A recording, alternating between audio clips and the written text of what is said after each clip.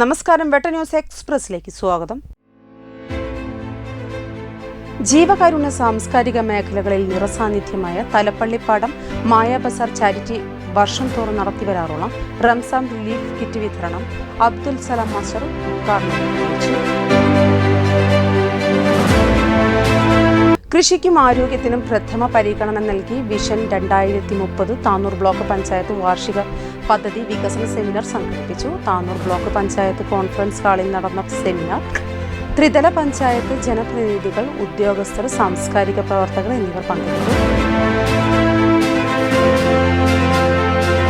കേരള സർക്കാർ കിഫ്ബി ഫണ്ട് ഉപയോഗിച്ച് തുഞ്ചൻ സ്മാരക ഗവൺമെന്റ് കോളേജിൽ നിർമ്മിക്കുന്ന അക്കാദമിക് ബ്ലോക്കിന്റെ ശിലാസ്ഥാപനം ഫെബ്രുവരി 26 കോളേജിൽ നടക്കും. സ്വാഗത സംഘം രൂപീകരിച്ചു. കാരത്തൂർ വിഷവൈദ്യ റോഡ് സ്വദേശി മുസ്തഫ അരിപ്പറമ്പിൽ എന്നയാളുടെ വീടിനടുത്തുള്ള മരത്തിന്റെ മുകളിൽ കയറിയ മൂർഖൻ പാമ്പിനെ ഫോറസ്റ്റ് സർപ്പസ് സ്നേക് റെസ്ക്യൂമർ സുരക്ഷിതമായി പിടികൂടി RRTക്ക് കൈമാറി.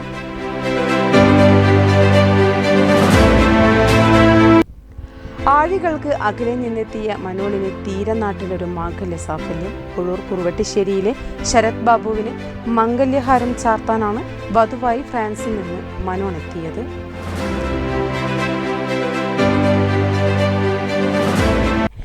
കരുണ വെൽഫെയർ സൊസൈറ്റിയുടെ ആഭിമുഖ്യത്തിൽ റമദാൻ കിറ്റ് വിതരണം ചെയ്തു. Karuna welfare society president Muhammad Ponnani അധ്യക്ഷത വഹിച്ചു. തീരദേശത്തിന്റെ പ്രാദേശിക ചരിത്രം അറിയുന്നതിനാണ് പറവണ്ണ സലഫി ഇംഗ്ലീഷ് മീഡിയം സ്കൂളിലെ വിദ്യാർത്ഥികൾ പൊന്നാനി ഹിലർപള്ളി റോഡിലെ അൽഫത്താഖ് വീട്ടിലേക്ക് ചെന്നത്. 21ഓളം ചരിത്ര ഗ്രന്ഥങ്ങൾ എഴുതിയ പൊന്നാനിയുടെ ചരിത്രകാരൻ TV അബ്ദുറഹിമാൻ കുട്ടി മാസ്റ്റർ വിദ്യാർത്ഥികളോട് നടത്തിയ ചരിത്ര വർത്തമാനം പ്രാദേശിക ചരിത്ര അറിവിനുള്ള മികച്ച അവസരമായി മാറി.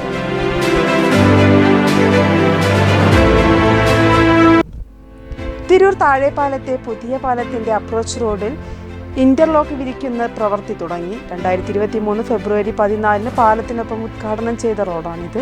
പണി പൂർണ്ണമായി തീരുന്നതുവരെ പാലത്തിലൂടെയുള്ള ഗതാഗതം നിരോധിച്ചിട്ടുണ്ട്.